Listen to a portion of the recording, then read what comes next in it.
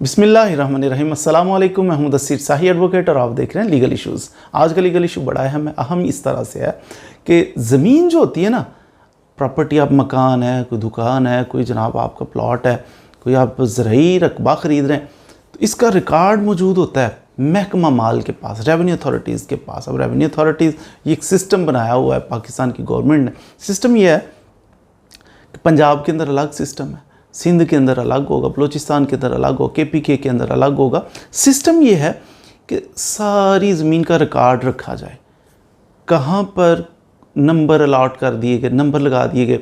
मिसाल के तौर पर पंजाब है, पंजाब को तकसीम कर दिया जनाब डिवीजन्स में, इतनी डिवीजन्स है पंजाब, पार्ट्स बना दिए। डिवीजन के एक डिवीजन के अंदर देखें, फिर फर्दर उसको डिवाइड कर दिए जी, ज़िले हैं, इतने ज़िले हैं। अच्छा, ज़िले पे जाओ, ज़िले को आगे तहसीलों में तकसीम, तहसीलों से आगे जाओ तो आगे सब डिवीजन्स हैं, आगे तहसीलें हैं, तहसीलों से आगे फिर देहात, गांव, मौज़ा भी कहते हैं, महाल भी कहते हैं। वो गांव देहात को भी एक अलहदा कर लिया। यूँ डिवाइड करते करते इवन के गांव के अंदर आप देखें तो एक गांव के अंदर आगे फर्दर तकसीम, ये खेवट हैं जी, ये खाते हैं, 4 हिस्से तकसीम कर दिए, 4 हिस्से हैं जनाब।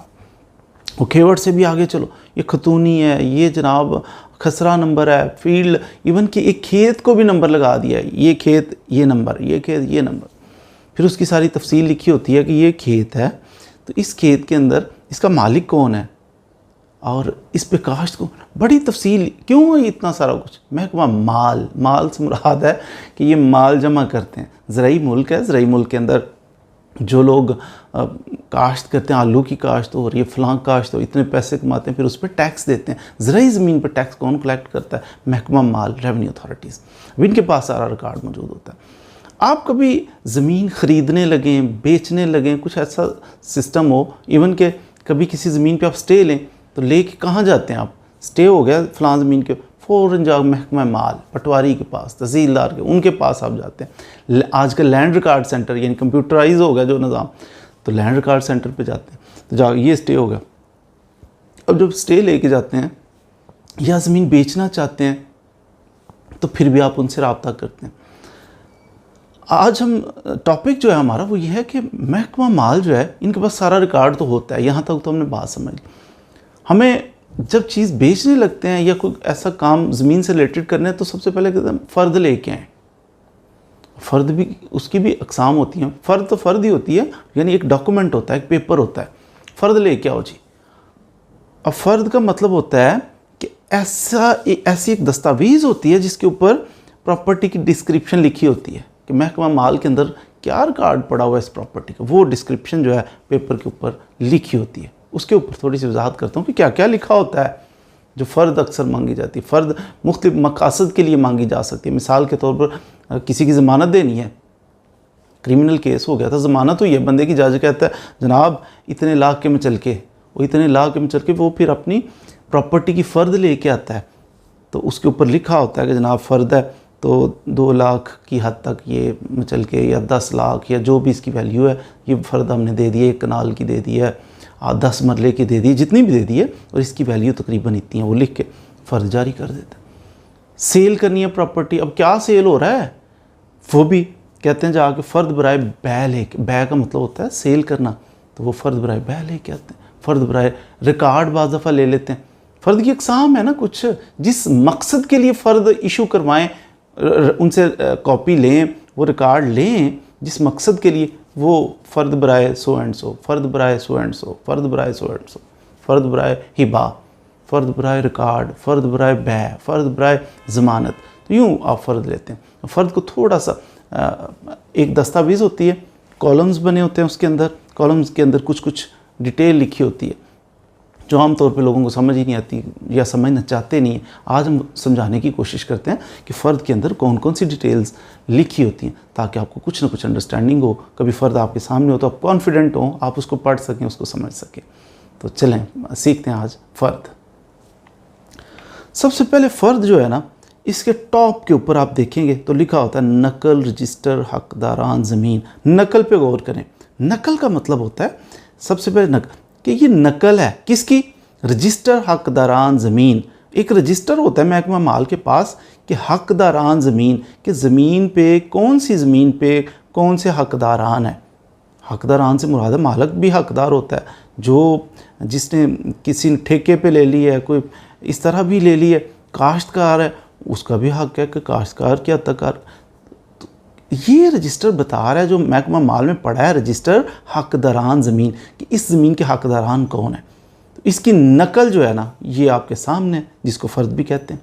मिसल में आदि, ये यानी एक मिसल है जो रिकॉर्ड मेंटेन किया हुआ है। तो कुछ अरसे के बाद इसको मियाद का मतलब होता है टाइम, कि कुछ अरसे के बाद ये मिसल तरतीब दे दी जाती है, उसको रीन्यू फ्रेश कर दिया जाता है। बदलते रहते हैं ना टाइटल वगैरह, तो इसको हर 4 साल के बाद हम चेंज भी करते हैं। तो ये रजिस्टर पड़ा हुआ था, तो उसमें से उसकी नकल हम आपको बना के दे रहे हैं। ठीक है जी। आगे जनाब इसके कॉलम्स जो हैं नीचे बने हुए, इसके ऊपर सबसे लिखा होता है, कॉलम से भी ऊपर लिखा हुआ मौज़ा, कि कौन सा मौज़ा है, कौन सा देहात है, कौन सा गाँव है, कौन सा इलाका है, वो मौज़ा लिखा होता है। आगे उस मौज़े का नाम लिख देंगे, तहसील लिखी होती है, ज़िला लिखा होता है, किस साल की ये जनाब जमाबंदी, यानी किस साल में ये रिकॉर्ड मेंटेन हुआ, वो भी लिखा होता है। आगे कॉलम्स पे आ जाते हैं। सबसे पहले कॉलम के अंदर लिखा होता है नंबर खेवट या खाता। खेवट या खाता बात एक ही है।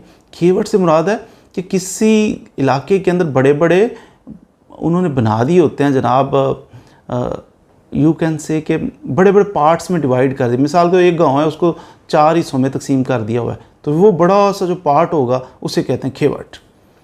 नंबर 2 खतूनी। खतूनी का मतलब काश्तकार का नंबर, कि एक गांव के अंदर 10 काश्तकार हो सकते हैं, 20 हो सकते हैं।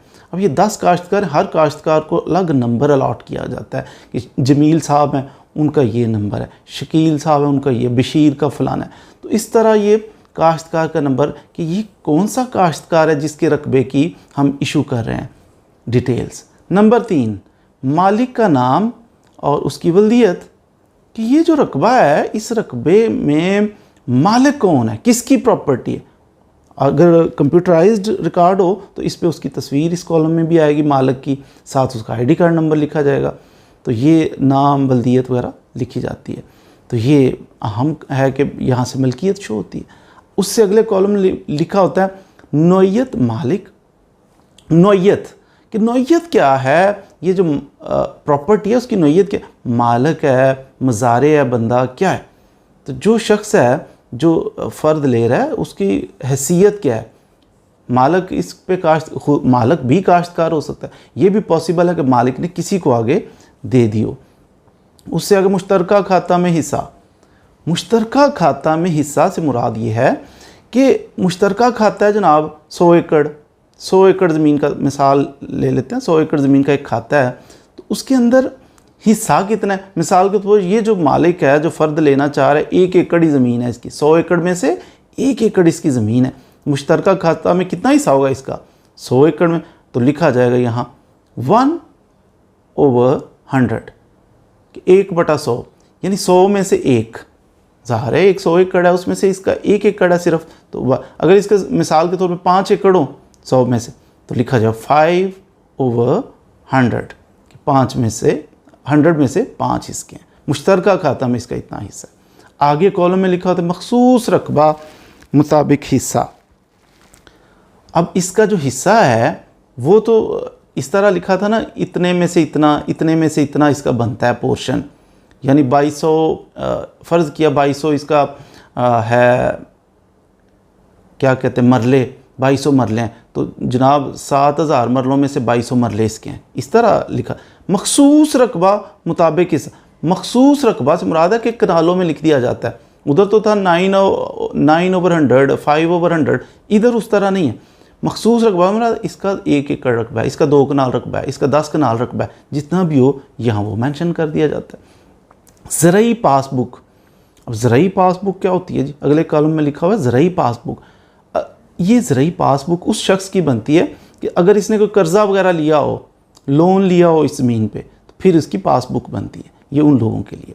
आगे नाम काश्तकार मा अहवाल, यानी इस कॉलम के अंदर लिखा जाता है काश्त, ज़मीन का मालिक तो फ़लाँ है, काश्त कौन कर रहा है। अगर तो मालिक खुद काश्त कर रहा है तो ठीक है, उसी का आ जाएगा। अगर नहीं, उसने किसी को आगे दी हुई है, रहन है, ये है, वो है, फिर जो शख्स काश्त कर रहा है उसका लिखा जाएगा। आगे नंबर खसरा। नंबर खसरा से मुराद होती है कि खेत का नंबर, मैंने बताया डिवाइड करते करते करते नंबर खसरा से मुराद है इस खेत का नंबर जिसमें से हम ये इशू कर रहे हैं, उस खेत का क्या नंबर है वो इधर मेंशन कर देते हैं। आगे लिखा हुआ जनाब रकबा व किस्म ज़मीन। मकसद ये है, किस्म ज़मीन से मुराद है कि ये ज़रई ज़मीन है, ये कमर्शियल है, ये रिहायशी है, ये कैसी ज़मीन है, और रकबा कितना है आगे लिखा होगा कि ये जनाब 1 कनाल है, 2 कनाल है, 3 कनाल है, 2 एकड़ है, और ये ज़रई है या कमर्शियल है, इसकी कैफियत भी लिखी होगी। आगे अगले कॉलम में लिखा हुआ वसाइल आबपाशी कि ये कैसे सैराब होता है ये रकबा जिसकी हम ये आपको इशू कर रहे हैं। तो वो लिखा होगा जनाब ये नहर के ज़रिए सैराब होता है, ये ट्यूबवेल के ज़रिए सैराब होता है, जो भी सोर्स होगा ना, बारिशी पानी से सैराब होता है। तो वसाइल आबपाशी की किस तरीके से इसको पानी मिलता है।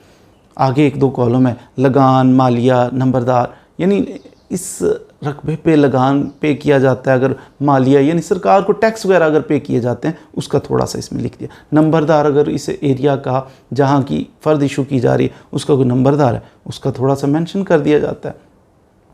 फिर जनाब इसके बारे में मज़ीद जब ये सारे कॉलम फिल कर दिए जाते हैं तो फिर होता ये है कि इसी फ़र्द के ऊपर सारे कॉलम फिल कर दिए, एंड पे जाके नोट लिख देता है पटवारी। नोट ये लिखता है कि ये जो फ़र्द इशू कर रहा हूँ ना मैं, इसके ऊपर कोई स्टे है अदालत किसी से, इसने लोन लिया हुआ है किसी बैंक से, कोई इस बाहर है इस प्रॉपर्टी के ऊपर, वो भी नोट लिख देता है।